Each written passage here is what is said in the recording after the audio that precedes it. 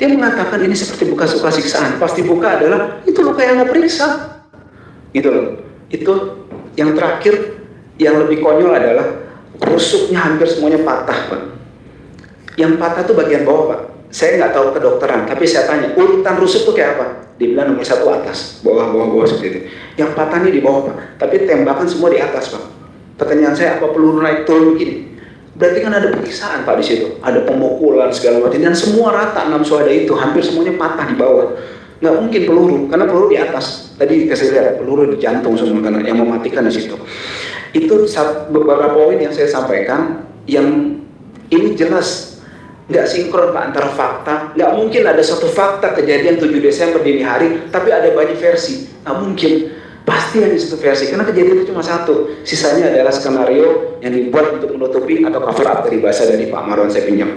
Nah, oleh karena itu kita di sini minta, Pak, karena kita menganggap dan menduga Komnas HAM rezim lama tidak objektif, kita minta penyelesaiannya ini ya kepada Bapak-bapak di Komisi 3, mungkin lewat fraksi PKS yang mulia kami sampaikan supaya memanggil Komnas HAM di bawah Bu Adnikel Novasi Giro yang sejak November 2022 sudah menjabat sebagai Ketua Komisioner Komnas HAM untuk memeriksa ulang penyelidikan baru dan juga secara objektif tentunya.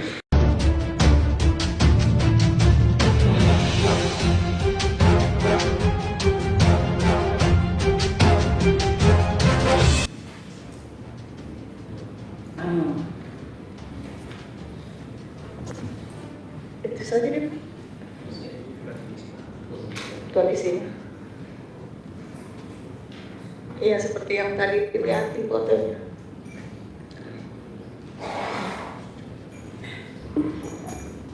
Baik, terima kasih Ibu Erlina atas waktu dan kesempatannya serta sepatutnya kata-katanya. Baik, selanjutnya Pak, kami akan mempersilahkan kepada tim dari TP3 yang luar biasa dari awal kasus ini bergulir membantu pihak keluarga dan tim kuasa hukum untuk mengungkap kasus ini lebih lanjut, lebih mendalam dengan semua keahlian yang dimiliki oleh anggota-anggota di timnya. Di sini kami persilakan Pak Marwan Batubara, waktu dan tempat kami persilakan. Terima kasih. Terima kasih Mas Aziz. Assalamualaikum warahmatullahi wabarakatuh. Alhamdulillah, wassalatu wassalamu ala asyrofil anbiya'i wal mursalin wa ala alihi washabbihi ajmain, amma ba'd. Mungkin secara ringkas saya sampaikan beberapa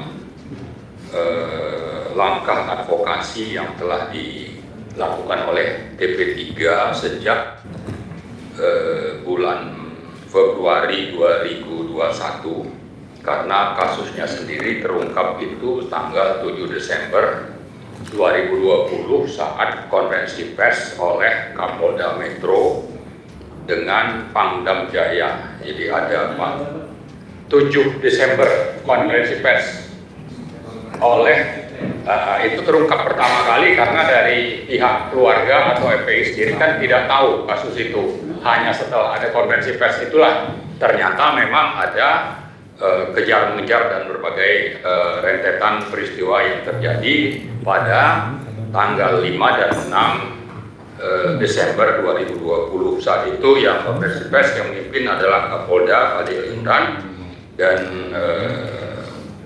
Pangdam Jaya Pak Dudung. Nah, TP3 sendiri pertama kali menyampaikan sikap menuntut setelah beberapa kali pertemuan, termasuk juga dengan teman-teman dari FPI dan dari keluarga, termasuk Pak Abdullah itu mendatangi rumah keluarga korban satu persatu, didatangi dan dituliskan dalam buku putih. Nah, secara ringkas kita melakukan ada pernyataan sikap, kemudian ada petisi, ada audiensi dengan Presiden tanggal 9 Maret, ada launching buku putih, sempat melakukan mubahalah menantang polisi, ya, terutama yang melakukan manipulasi informasi. Kita tantang untuk mubahalah di Masjid Al-Furqan di Matraman. Kemudian ada doa bersama, ada RDPU ke 3 fraksi, pertama kali itu PKS, kemudian PAN, P3, karena kita menyurati pimpinan DPR, kemudian Komisi 3 berkali-kali itu tidak pernah diberi kesempatan. Akhirnya, alhamdulillah, yang pertama kali menanggapi adalah PKS, dan saya ingat acara itu masih tahun lalu berlangsung di sini. Kemudian ada juga launching buku versi bahasa Indonesia dan juga bahasa Inggris. Kemudian kita melaporkan kasus ini ke salah satu atau beberapa lembaga internasional. Salah satunya itu adalah ke UNHCR ya, bulan Maret 2021. Kemudian terakhir kita menyampaikan laporan juga ke perwakilan PBB di Jakarta. Itu kira-kira bulan November yang lalu. Nah, itulah langkah-langkah advokasi yang sudah kita lakukan. Tapi beberapa hal mungkin sebagai tambahan, bahwa sebetulnya kalau bicara novum yang ditawarkan atau diminta oleh Kapolri pada tanggal 25 Agustus yang lalu 2022, silakan kalau masyarakat punya novum. Sebetulnya itu jelas merupakan upaya untuk merekayasa menutupi kejahatan yang sebenarnya. Kenapa? Karena pengadilan yang berlangsung terhadap 2 anggota polisi itu didasarkan kepada hasil penyelidikan yang tidak valid. Karena penyelidikan itu sendiri yang dilakukan oleh Komnas HAM itu tidak pernah, belum pernah ya kalau menurut aturan yang ada. Yang mereka lakukan itu hanya memantau sesuai dengan Undang-Undang Nomor 39 Tahun 1999. Itulah yang dilakukan. Lalu itulah yang dijadikan dasar. Sementara Komnas HAM sendiri itu sangat bias karena tidak pernah memasukkan apa yang menjadi informasi dan data yang diminta dari keluarga korban dari FPI. Itu memang diminta, tapi dalam laporan yang disampaikan kepada pemerintah Januari 2021 itu tidak dimuat itu yang datang dari pihak kita, dari keluarga terutama dan dari FPI. Yang ada adalah rekayasa mereka sesuai dengan laporan polisi. Yang antara lain disebutkan bahwa 6 laskar ini menyerang atau laskar itu menyerang. Padahal lalu disebutkan punya senjata. Nah, itu kebohongan yang sangat nyata. Apalagi kalau kita bicara penyelidikan yang sifatnya pro justisia, itu belum pernah terjadi. Maka yang selalu kita tuntut adalah supaya Komnas HAM mengulang kembali penyelidikan pro justisia sesuai dengan Undang-Undang Nomor 26 tahun 2000 tentang pengadilan HAM. Nah, kembali tadi ke pernyataan novum, bagaimana kita bicara novum kalau pengadilan itu sendiri belum pernah terjadi. Yang kedua, kalau memang serius mencari novum, itu bukan tugas kita yang utama melakukan, tapi polisi. Mereka tidak melakukan itu, dan kalau mau buku putih TP3 itu sudah merupakan informasinya itu sangat banyak kalau kita bicara novum, kalau memang niatnya baik. Nah, tapi kalau kita bicara kembali kepada sikap pemerintah selama ini, sifatnya adalah cover up, mengcover up, menutupi kejahatan yang sebenarnya dengan melakukan banyak rekayasa, mulai dari yang dilakukan oleh Komnas HAM, lalu didukung dan di-endorse oleh pemerintah, dan dibiarkan juga oleh Komisi 3, sayangnya itu. Ya, ini tidak pernah kita dengar, apalagi tadi saya sebutkan Komisi 3 itu tidak berkenan menerima kita. Menjawab surat saja tidak pernah, padahal kita sampaikan secara resmi. Nah, karena itu saya kira yang kita tuntut, kita harapkan ke depan, terakhir saya sampaikan bahwa kita berharap nanti mudah-mudahan kalau komisioner Komnas HAM-nya sudah berganti, kemudian ada pergantian pemerintahan, ya kalau yang sekarang saya tidak yakin, ya, tapi pemerintahan yang nanti itu akan mengambil alih kekuasaan, ada penyelidikan ulang atau penyelidikan yang sebenarnya ya bukan ulang, karena yang saya sebut tadi itu bukan penyelidikan, hanya pemantauan. Jadi penyelidikan dilakukan oleh Komnas HAM yang baru, kemudian barulah proses pro justisianya yang nanti akan melibatkan Kejaksaan Agung untuk melakukan penyidikan. Lalu dalam proses penyidikan sampai nanti pengadilan itu ada hakim-hakim ad hoc yang datang dari masyarakat yang dijamin undang-undang untuk terlibat.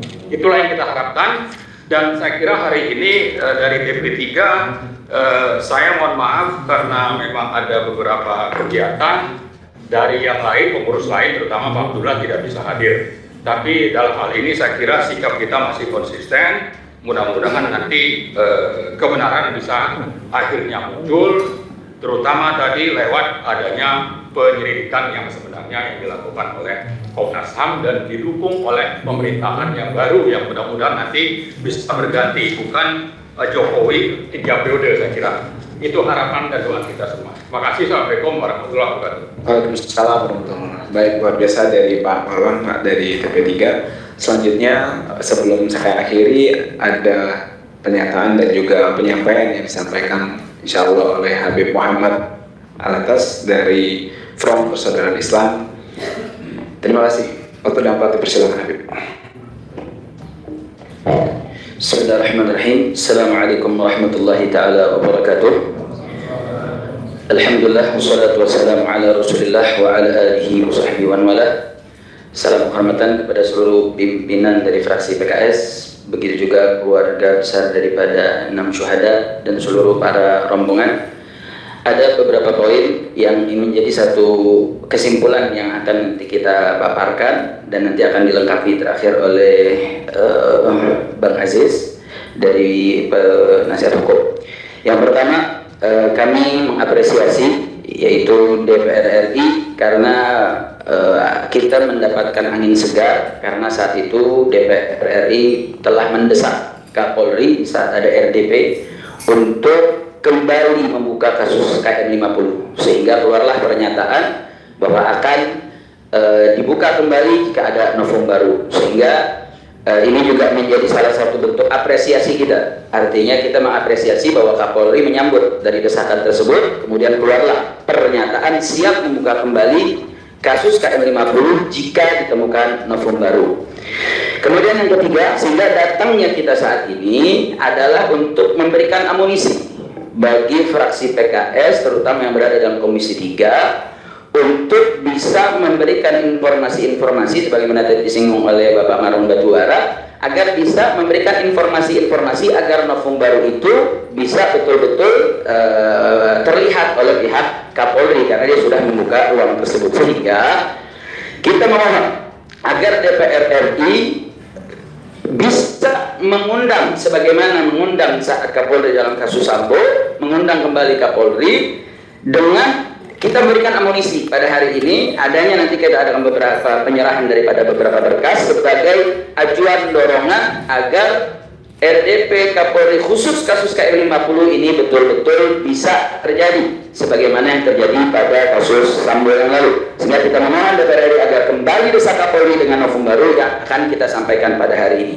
Terakhir, poin terakhir dan ini yang terbaru, yaitu bagaimana kita meminta agar PKS mendorong DPR RI terutama Komisi 3 melakukan protes terhadap keputusan Presiden nomor 17 tahun 2022 tentang penyelesaian non yudisial terhadap 12 atau 13 pelanggaran HAM yang mana telah disebutkan hari Rabu kemarin kalau tidak salah sudah dikeluarkan ada 13 dari peristiwa tahun 65 sampai terakhir peristiwa Jambo Kepuk di akhir tahun 2003. Artinya kenapa perlu diprotes? Apakah pelanggaran HAM hanya yang masalah maksudnya di luar rezim daripada yang saat ini berkuasa saja? Apakah dia lupa dengan apa yang terjadi di tahun 2 tahun yang lalu, yaitu tepatnya saat terjadi tahun 2020 7 Desember 2020. Artinya kenapa kok kasus HAM pelanggaran berat, kasus 6 syuhada ini tidak dimasukkan menjadi salah satu pelanggaran yang dimasukkan dalam Kepres tahun nomor 17 tahun 2020. Artinya kita datang kemari untuk memberikan amunisi kepada fraksi PKS terutama dalam Komisi 3 agar mampu memanggil kembali Kapolri yang telah memberikan peluang, dan mudah-mudahan ini menjadi angin segar bentuk penegakan keadilan terutama penuntasan pelanggaran HAM di negara kita tercinta. Demikian, Assalamualaikum warahmatullahi wabarakatuh. Assalamualaikum warahmatullahi wabarakatuh. Baik, terima kasih kepada Habib Muhammad dan seluruh penyampai materi dan penyampai aspirasi tadi. Izinkan Bapak pimpinan DPR dari fraksi PKS di sini yang tadi setelah disebutkan satu persatu dan juga peserta pertemuan ini, saya untuk menyampaikan penyampaian terakhir selaku tim kuasa hukum dari keluarga korban KM50. Yang pertama adalah saya sampaikan bahwa kita sebenarnya sudah menduga, sudah bisa meyakini ketika waktu kejadian itu bahwa endingnya kita perkirakan seperti ini. Kenapa kita menduga seperti itu? Kita membuktikan dengan kita tidak pernah melakukan pelaporan apapun terkait dengan hal tersebut kepada pihak kepolisian terkait ini sebagai tindakan kriminal biasa. Karena kami menduga endingnya pasti akan seperti ini. Endingnya pasti akan membebaskan mereka semuanya yang memang quote unquote diduga dikorbankan. Makanya kita sudah menduga. Akhirnya somehow mereka membuat pelaporan, akhirnya mereka yang melaporkan, mungkin mereka yang melakukan, mereka yang melaporkan, mereka yang memproses, mereka juga yang memutuskan. Gitu. Saya bisa buktikan juga bahwa hal tersebut sudah juga dapat kita perkirakan pada pertengahan. Kenapa? Perlu diketahui pada Maret 2022, ya, pada Maret 2022 kita sudah kirimkan amicus curiae, Bapak-bapak sekalian, kepada rekan media juga. Kami sudah mengirimkan selaku tim kuasa hukum keluarga korban amicus curiae, sahabat peradilan. Saya sampaikan di sini apa fakta-faktanya seperti itu kan. Tapi yang kita terima adalah sahabat pembunuhan, karena jangankan pembunuhnya, prosesnya pun tidak diselesaikan dengan transparan. Tidak putus asa di situ juga, meskipun kami cukup tidak yakin, tapi kami meyakini keadilan harus tetap diperjuangkan. Oleh karena itu kami kirimkan lagi amicus curiae kesekian kalinya pada proses kasasi. Lagi-lagi sama hasilnya, jangankan pelakunya, prosesnya pun tidak diurai dengan baik. Yang kedua Mei, yang pertama Maret 2022 ke Pengadilan Negeri Jakarta Selatan, yang kedua Mei 2022 ke Mahkamah Agung kasasinya. Tidak cukup di situ, kami juga beberapa kali sudah sampaikan audiens ke DPR. Awal sebenarnya kami sudah diterima di Komisi 3 terkait kasus KM50 ini awal waktu itu.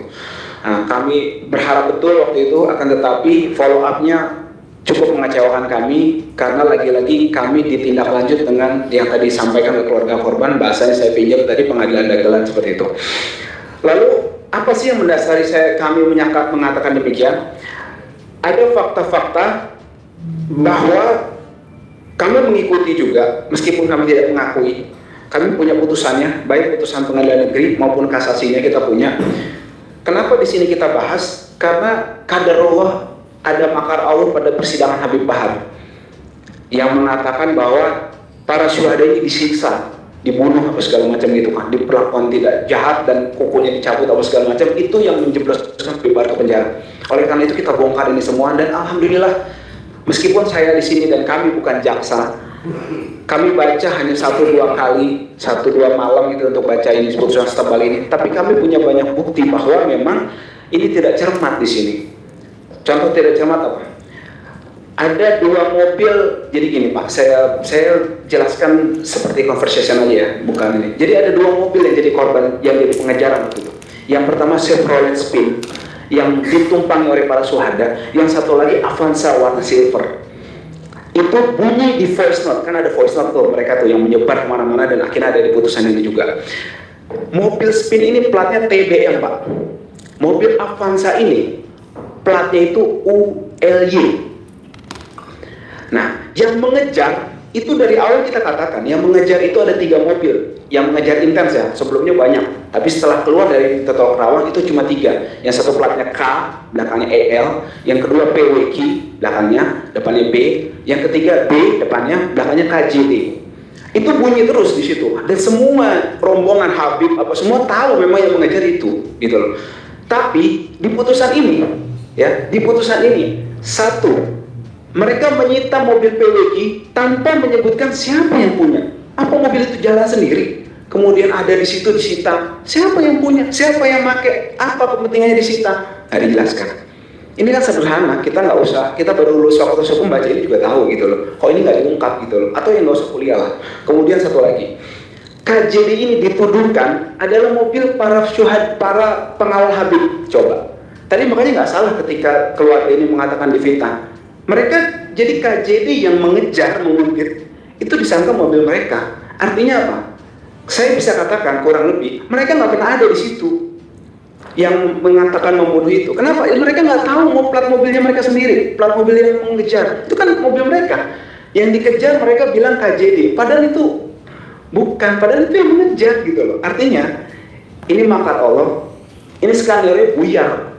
Saya baru nyebutin itu loh Pak, baru nyebutin soal mobil yang mengejar-ngejar itu aja. Ini udah bubar gitu loh. KJD yang mengejar, semua sepakat rombongan itu. Besar satu Avanza, bahkan yang numpang mobil itu juga tahu, saya punya STNK soalnya. Yang mengejar itu bukan KJD, tapi mereka menuduh KJD gitu loh. Yang selamat ya, kan ada 2, satu selamat, satu jadi korban Pak.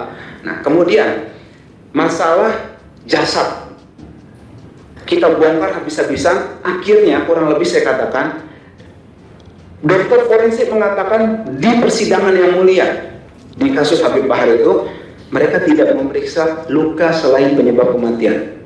Artinya kalau ada siksaan betul nggak diperiksa. Orang mereka mengatakan demikian, berarti terbuka dong ada penyiksaan. Kemudian yang kedua, mereka juga mengaku melakukan kesalahan prosedur. Itu berbunyi di putusan karena saya hadir dan hampir tidak pernah absen. Saya hafal betul. Kita punya minutannya juga.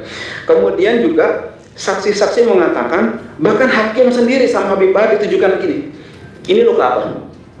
Dia mengatakan ini seperti bekas luka siksaan. Pasti buka adalah itu luka yang nggak periksa, gitu loh. Itu yang terakhir, yang lebih konyol adalah rusuknya hampir semuanya patah Pak. Yang patah itu bagian bawah Pak. Saya nggak tahu kedokteran, tapi saya tanya urutan rusuk itu kayak apa? Dibilang nomor 1 atas, bawah seperti itu. Yang patahnya di bawah Pak, tapi tembakan semua di atas Pak. Pertanyaan saya, apa peluru naik turun begini? Berarti kan ada periksaan Pak di situ, ada pemukulan segala macam, dan semua rata 6 syuhada itu hampir semuanya patah di bawah. Nggak mungkin peluru, karena peluru di atas. Tadi dikasih lihat peluru di jantung semua karena yang mematikan di situ. Itu beberapa poin yang saya sampaikan, yang ini jelas nggak sinkron Pak antara fakta. Nggak mungkin ada satu fakta kejadian 7 Desember dini hari, tapi ada banyak versi. Nggak mungkin. Pasti ada satu versi, karena kejadian itu cuma satu. Sisanya adalah skenario yang dibuat untuk menutupi atau cover up dari bahasa dari Pak Marwan saya pinjam. Nah, oleh karena itu kita di sini minta Pak, karena kita menganggap dan menduga Komnas HAM rezim lama tidak objektif, kita minta penyelesaiannya ini ya kepada Bapak-bapak di Komisi 3, mungkin lewat fraksi PKS yang mulia kami sampaikan supaya memanggil Komnas HAM di bawah Bu Adnigel Novasi Giro yang sejak November 2022 sudah menjabat sebagai Ketua Komisi Komnas HAM untuk memeriksa ulang penyelidikan baru dan juga secara objektif tentunya. Karena saya juga punya Pak ininya Pak, laporan penyelidikannya. Tapi isinya mendasarkan pada pasal 89, isinya pemantauan Pak.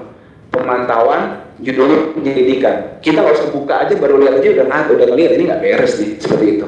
Belum lagi kalau kita buka yang lainnya juga, meskipun ada lah, kita coba adil juga, nggak semuanya berantakan. Salah satunya mereka minta diungkap dari PWQ itu siapa. Nah, itu boleh lah gitu kan. Artinya hak yang batil jangan dicampur, yang hak kita pertahankan, yang batil kita buang karena bisa merusak yang hak itu sendiri. Itu soal yang tadi saya sampaikan soal Komnas HAM. Jadi dibuka penyelidikan baru. Dan yang kedua, tetap tapi ini Komnas HAM yang ini Pak, yang ngelit Pak. Dia harus leading, tidak boleh dia di-lead oleh yang lain, oleh institusi lain. Kenapa? Saya mau ungkap soal obstruction of justice terkait dengan CCTV Pak. Gitu. Itu kenapa saya katakan demikian? Lagi-lagi bahwa makar Allah di dakwaan ini Pak Ferdi Sambo. Saya catat di sini ada 3 kali Pak, di halaman 52, kemudian ada di halaman di dakwaan ini Pak, bukan buatan kita, halaman 56, dan juga di halaman 44 dakwaan Ferdi Sambo. Ini mengungkap dan mengungkit, oh ini yang tim CCTV KM50 ya. Maksudnya apa tim CCTV KM50 ini? Mereka yang mengungkap atau yang apa nih? Atau yang kita duga merekayasa atau apa? Ini maksud saya satu hal yang menarik gitu kan. Terkait dengan dugaan obstruction of justice itu. Dan tetap tadi saya katakan kenapa harus Komnas HAM, karena kami bukan menganggap ini kriminal biasa. Saya mau sampaikan Pak, 19 September 2020 satu orang, saya bukan menafikan ini Pak ya, Pendeta Yeremia Zanabani dibunuh, disiksa oleh diduga oknum TNI, masuk pelanggaran HAM berat, ada TGPF. Ini 6 orang syuhada Pak, anak bangsa yang masa depannya masih cerah. Baru kemarin ya, nggak lama dari 2020, kok bisa-bisanya dikatakan pelanggaran biasa dan juga diselesaikan, padahal bukti-bukti sudah banyak. Artinya kita minta penegakan yang tidak diskriminatif. Kalau satu orang ini bisa masuk pengadilan HAM berat dan juga diselesaikan melalui Undang-Undang 26 tahun 2000, maka kita minta yang 6 ini juga. Karena nggak perlu kemungkinan Pak, mohon izin, ternyata yang diperlakukan itu akhirnya bukan dari pihak kita, di dalam internal akhirnya Brigadir Joshua juga akhirnya kan kena. Artinya kalau kita tidak menegakkan ini dengan baik, mohon sampaikan pesan dari kami Pak, semua bisa jadi korban seperti itu Pak. Demikian Pak yang bisa saya sampaikan, lebih kurangnya minta maaf. Billahi taufiq wal hidayah. Assalamualaikum warahmatullahi wabarakatuh. Ada tambahan? Ada tambahan dari tim saya juga Pak Habib Ali Alatas. Silakan. Langsung bismillah. Assalamualaikum warahmatullahi wabarakatuh. Bismillah, alhamdulillah, salatu wassalamu ala rasulillah sayyidina Muhammad ibn Abdullah wa ala alihi wa sahbihi wa ala maba'ad. Saya Ali Alatas, kuasa hukum juga dari keluarga korban syuhada KM50, juga kemudian sekali lagi juga sebagai sekretaris umum DPP Front Saudara Islam. Sedikit juga menambahkan daripada bukti-bukti yang perlu kemudian dipaparkan di sini, bahwa perlu juga diketahui salah satu sorotan daripada amicus curiae atau semacam legal opinion kita yang diserahkan kepada pengadilan, ya ini adalah soal luka. Nah, ini luka ini menarik. Tadi Bapak lihat semua bagaimana kemudian luka itu berada di posisi yang identik, dan rata-rata ada yang 2, ada yang 3, ada yang 4 tembakan menembus dada sebelah kiri dan semuanya menembus jantung dan paru-paru. Nah, menariknya kita berpikir rasional. Jadi kalau seandainya kita mengikuti cerita yang dituangkan dalam pengadilan di Jakarta Selatan itu, bahwa seolah-olah 4 syuhada, jadi 6 pengawal Habib Rizik itu 2 sudah ditembak duluan waktu dikejar dan ditembaki. Nah, sudah ditembak duluan, dibawa dalam mobil terpisah. Ini juga menurut pengakuan saksi mata di tempat. Jadi saksi mata itu melihat yang 2 sudah ditembak duluan waktu pengejarannya, itu dibawa dalam mobil terpisah. Yang 4 yang masih sehat walafiat dibawa dalam mobil terpisah. Nah, kemudian diulas dalam putusan tersebut dikatakan bahwa ketika berjalan mobil itu, kemudian terjadi pergumulan dan kemudian terjadi penembakan. Menurut cerita yang dituangkan dalam putusan tersebut. Nah, kita coba berpikir rasional. Mungkin Pak Adang ini lebih paham betul karena sering memegang senjata dulu waktu di kepolisian. Bagaimana bisa dalam ruang sempit, ya ini mobil, yang duduknya berdesakan, gitu. Kalau berdasarkan keterangan itu duduknya 1, 2, 3, 4, 5, 6, 7. Ada 7 orang di dalam mobil. 3 petugas yang katanya di dalam mobil, kemudian juga yang 4 itu adalah yang pengawal Habib Rizik. Bagaimana bisa dalam kondisi mobil bergerak, dalam kondisi ruang sempit di dalam mobil, kemudian dilakukan penembakan oleh petugas, katanya tembakannya identik sama jatuh kepada dada sebelah kiri menembus jantung dan paru-paru. Lebih menariknya lagi, lebih serunya, yang 4 terjadi penembakan seperti itu, luka yang identik itu juga terjadi kepada dua yang sudah dibawa duluan, yang katanya ditembak di jalan, gitu. Memiliki luka yang sama, yang ini luka di dada sebelah kiri, penembakan menembus jantung dan paru-paru. Dan itu yang kita tuangkan. Nah, tapi kenapa kemudian yang kita sayangkan betul dan kita kecewa betul, kenapa kemudian hal ini tidak menjadi concern daripada pihak penyidik maupun penuntut, daripada kepolisian maupun kejaksaan, gitu. Padahal itu jelas, terang benderang, dan itu sudah diungkapkan sendiri dalam pengadilan. Dalam pengadilan itu disebut lukanya ini, Faiz lukanya ini, Lutfi lukanya ini, kemudian Kadafi lukanya ini, kemudian Ambon Ahmad Sofyan lukanya, dan seterusnya. Gitu. Tapi kemudian hal ini tidak menjadi karena begini, semuanya yang mengetahui terjadi penembakan dalam putusan tersebut adalah pelaku juga, bahwa dia yang menembak, kemudian dia yang mengatakan bla bla bla bla bla, begitu. Dan itu cuman yang bersaksi itu cuman yang ada di dalam mobil. Maka dari itu kemudian di situ kita katakan itu kejanggalan luar biasa yang terang benderang sebagaimana terang matahari pada waktu zuhur. Nah, itu satu. Kedua, di Komnas HAM itu diperiksa ada satu saksi, itu diperiksa.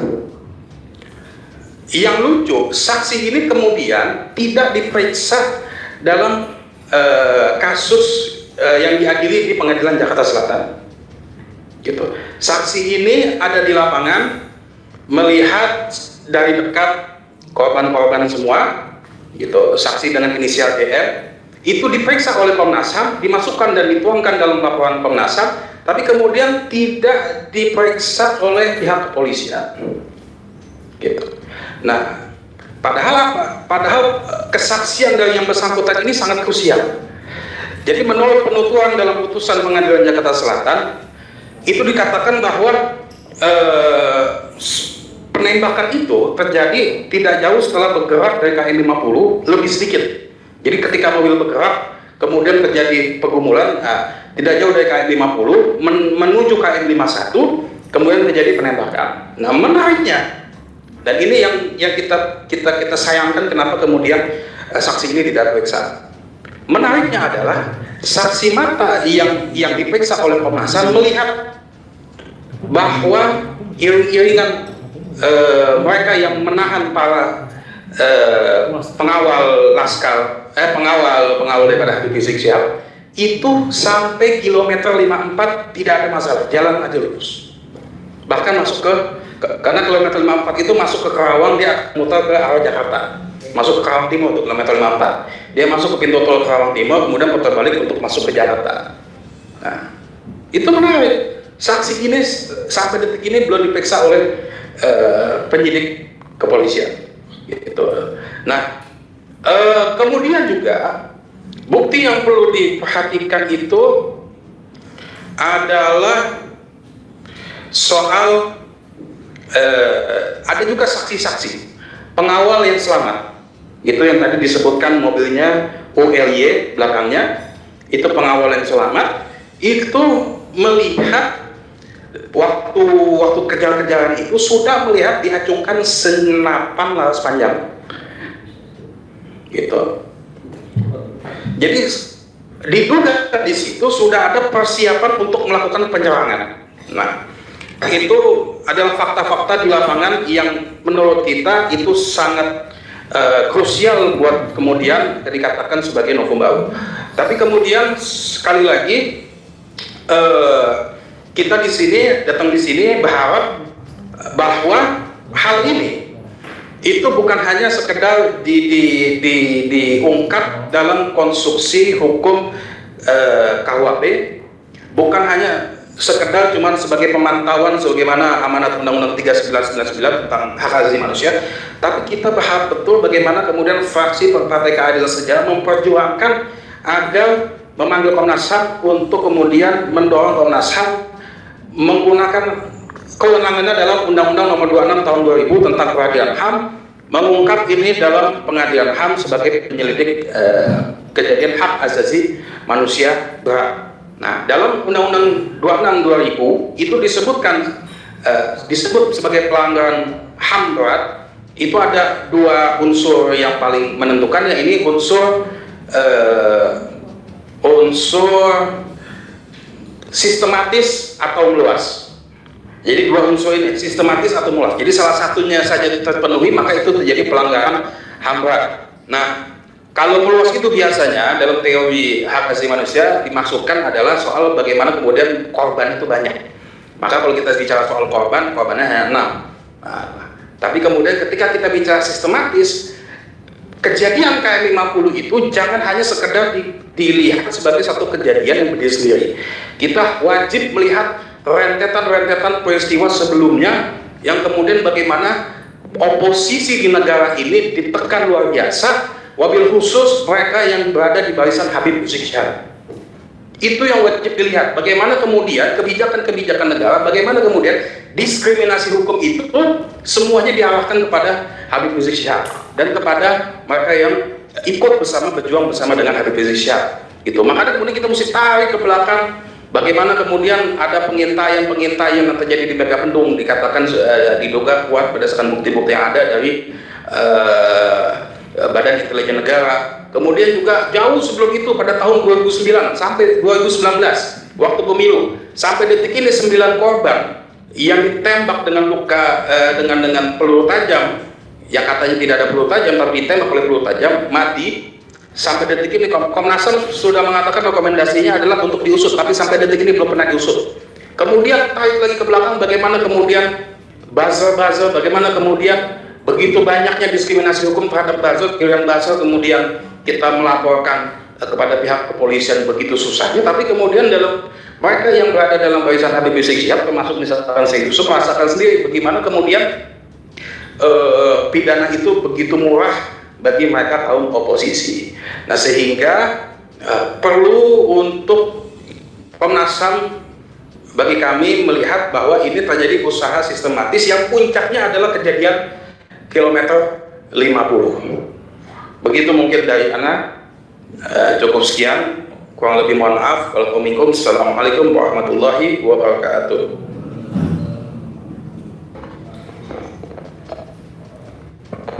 Terima kasih teman-teman semuanya, alhamdulillah, dari pihak keluarga, dari pihak pengacara, dan para pihak pendamping, dan dari TP3 juga yang telah satu persatu menyampaikan. Insya Allah apa yang disampaikan ini bisa menjadikan masukan dan menjadikan amunisi bagi fraksi PKS mencari celah yang terbaik. Jangan sekedar hanya melihat siapa yang membawa aspirasi ini, tapi ini adalah anak bangsa, anak-anak yang punya masa depan baik, tapi dihabisi dengan cara-cara yang kejam dan zolim.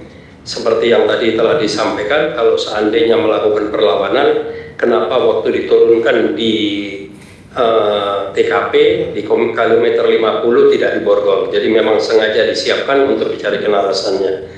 Saya pikir itu saja yang saya sampaikan. Syukur alhamdulillah kalau kita bisa mendengar tanggapan dari fraksi PKS. Wabillahi taufiq wal hidayah. Wassalamualaikum warahmatullahi wabarakatuh. Waalaikumsalam warahmatullahi wabarakatuh. Jazakumullah khair. Insyaallah Habib Abu akan memberikan tanggapan. Bismillahirrahmanirrahim. Alhamdulillah, wassalatu wassalamu ala rasulillah wa ala alihi wa sahbihi wa mawalah. Wa ibu tahiyat wassalamu jami'an. Assalamualaikum warahmatullahi wabarakatuh.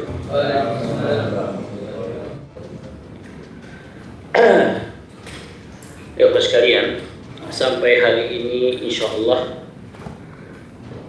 kami masih berkomitmen ya, meyakinkan bahwa sesungguhnya PKS terus bersama umat. Itu pertama. Umat, ulama, habaib, ya, khususnya dalam mengawal peristiwa KM50 ini, ya, yang tidak lain tidak bukan pastinya kita ingin menegakkan keadilan di muka bumi ini, khusus di Indonesia dari peristiwa KM50 ini. Saya bangga dan percaya khususnya kepada Dr. Yusuf Marta yang sudah sedemikian rupa mengirim pertemuan kita, dan kami PKS merasa berbahagia dipercaya untuk menyuarakan suara umat ini. Apapun jadinya, kami adalah wakil rakyat, tidak ada halangan dan hambatan untuk kami bersuara dengan kondisi apapun. Itu yang perlu diperhatikan yang pertama. Yang selanjutnya, ini sudah menjadi tanggung jawab kita semua. Mendengar cerita yang begitu detail, saya tidak sebutkan nama-namanya tadi yang 6, ya keluarga besar. Saya pikir ceritanya juga sampai peluh, sudah hilang rasa untuk mengapa, untuk keluar air matanya sudah susah karena sudah sekian kali menceritakan. Tapi cerita ini buat kami di Komisi 3, khususnya PKS, sudah sekian kali mengawal surat dari apa istilah surat dulu, lembaganya pakai sebut namanya, tim advokasi, ya. Ada tim apa dari TP3, terus ada dari apa KM50, AJIS, ya. Surat pertama, surat kedua, surat ketiga itu saya kawal semuanya. Sampai akhirnya saya harus mendatangi Kapolri untuk menyampaikan, karena ternyata nampaknya DPR lebih hati-hati dibandingkan Polri sendiri dalam menerima kasus ini. Tapi menurut saya memang tidak boleh berhenti dalam menegakkan keadilan ini. Semoga suara-suara bapak-bapak yang sudah segera rupa dan sudah didengar, kalau saya lihat dari kronologis, ini 7/12/2020 sudah hampir 2 tahun, ya. 2 tahun. Dan tidak berhenti.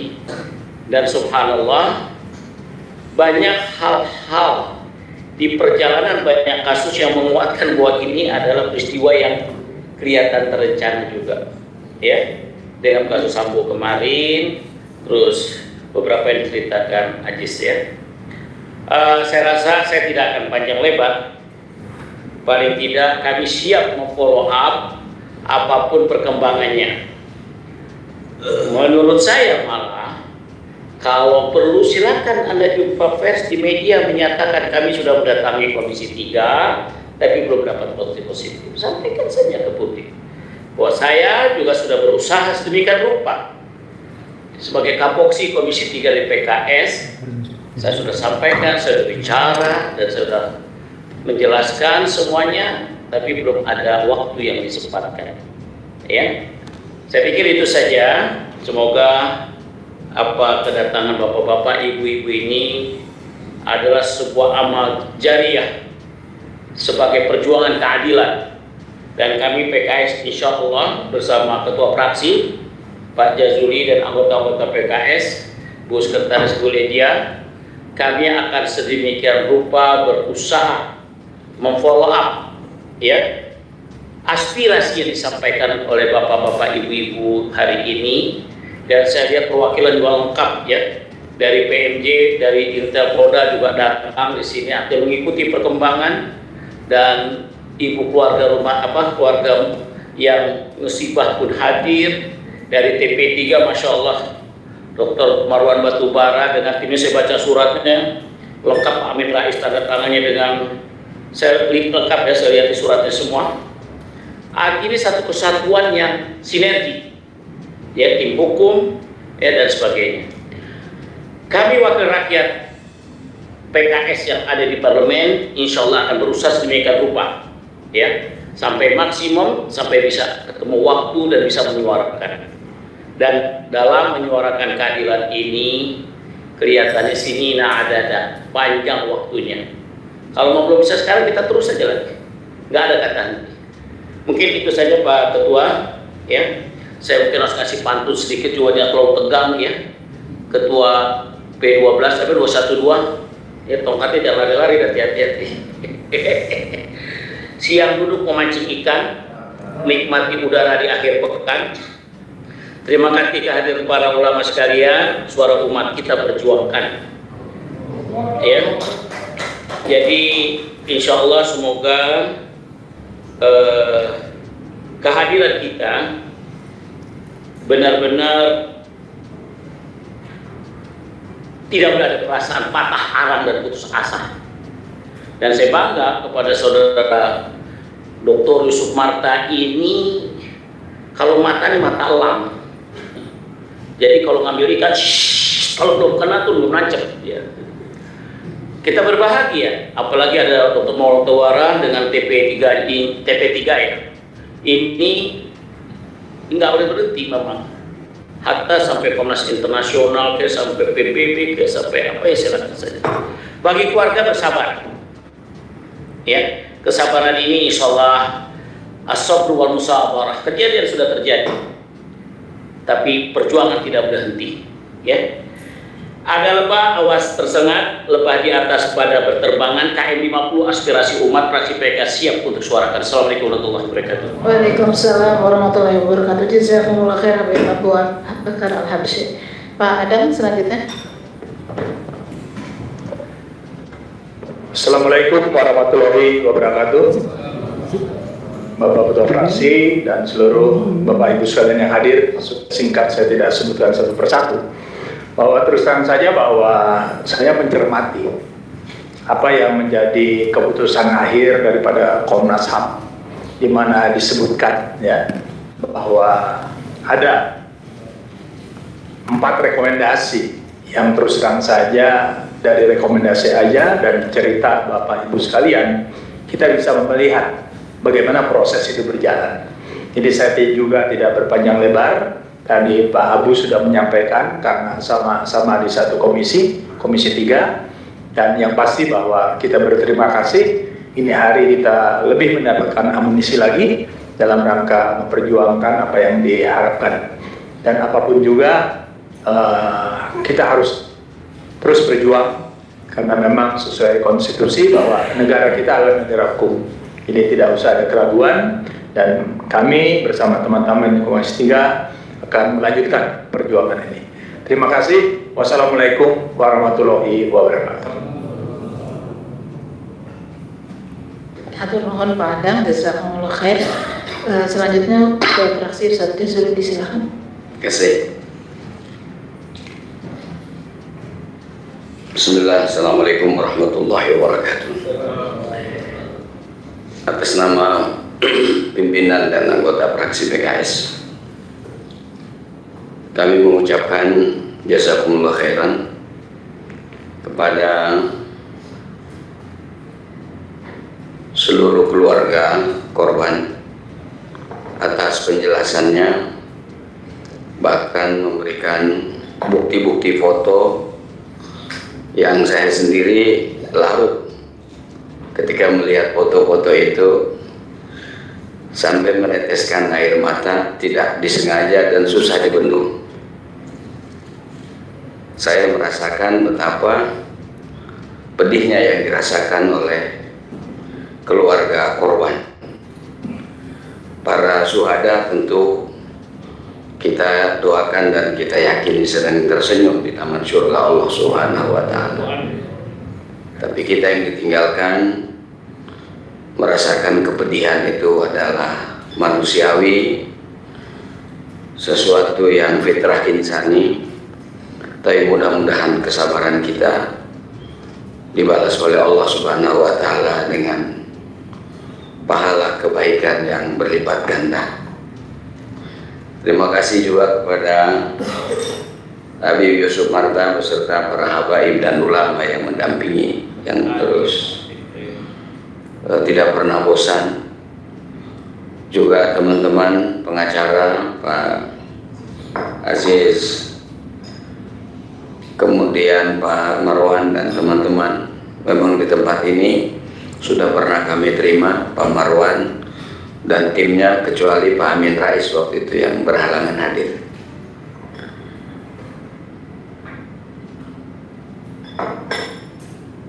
Kezaliman itu memang sakit kita rasakan. Karena itu kalau kita lihat dalam hadis-hadis Nabi, Allah yang akan mengambil alih ketika kezaliman itu dibiarkan. PKS, fraksi PKS menerima aspirasi ini pertama sebagai wakil rakyat Yang kedua, sebagai tanggung jawab moral. Yang ketiga, minimal kalaupun masalah ini sudah tuntas, kami di fraksi PKS tidak dianggap ikut bersama-sama untuk tidak tegaknya keadilan itu. Nah, ngobari amam Allah Subhanahu wa Ta'ala. Tapi kita akan terus. Saya dengar dari pengacara, dari Pak Marwan, mulai dia fraksi PKS harus berkirim surat kepada Komnas HAM. Itu langkah yang paling mungkin kita lakukan agar ini di minimal tadi yang disampaikan emang agak aneh, ditinjau ulang, diperiksa ulang begitu. Perkara Pak Marwan tadi mengatakan sebelum ganti rasanya susah. Kita namanya berikhtiar, lakukan saja. Jangan nunggu ganti dulu Komnas HAM-nya. Mending kalau panjang umur, saya ketua fraksinya. Kalau enggak susah lagi saya jawab ditanyanya. Jadi mendingan kita kirim surat saja kepada Komnas HAM atas masukan-masukan tadi. Saya kira nanti ini akan kita juga minta kopinya untuk disimpan. Nanti juga Komisi 3 dan komisi terkait serta staf ahli yang membidangi tentang hukum ini akan kita minta untuk lebih meneliti lagi. Jadi minimal fraksi PKS bersurat kepada Komnas HAM. Karena tadi teman-teman rata-rata aspirasinya mendorong bagaimana leading sektornya ada di Komnas HAM, kira-kira begitu. Ketika Komnas HAM melakukan penelusuran, penyelidikan dengan cara yang benar, mudah-mudahan itu akan memiliki dampak yang benar juga begitu. Saya kira itu paling yang bisa dilakukan oleh institusi fraksi PKS. Saya akan tanda tangani surat itu, dan kepada bapak-bapak yang ada di depan Komisi 3 ini ada ruang yang di depan untuk terus berjuang dan bergerak untuk menegakkan prinsip-prinsip dari Pancasila sebagai dasar negara yang telah diletakkan oleh para pendiri bangsa ini setelah kemanusiaan, setelah ketuhanan yang Maha Esa adalah kemanusiaan yang adil dan beradab. Semua pakar hukum mengatakan seluruh rakyat Indonesia ini di depan hukum adalah sama. Berharap statement-statement itu menjadi kenyataan dan realita dalam kehidupan berbangsa dan bernegara di Republik Indonesia ini. Saya kira itu. Sekali lagi terima kasih, jazakumullah khairan kepada Habib Abu Bakar Al-Habsyi, Pak Jenderal Ladang, Bu Ledia sebagai Shahibul Bait, dan kepada seluruh tamu yang hadir dengan menyampaikan aspirasinya kepada fraksi PKS. Semaksimal mungkin kami akan menindaklanjuti sesuai dengan kewenangannya. Kalau kami belum berhasil, kami mohon maaf, bukan berarti kami tidak bekerja. Karena seperti yang bapak-bapak, ibu-ibu ketahui, bahwa fraksi PKS sekarang ini adalah posisinya tidak dalam kekuasaan.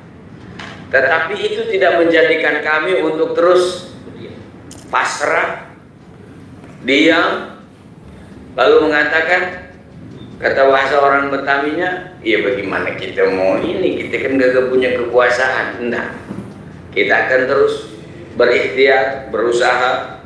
Padahal kita minta komunikasi dengan pihak yang terkait, begitu pula Habib Abu Bakar.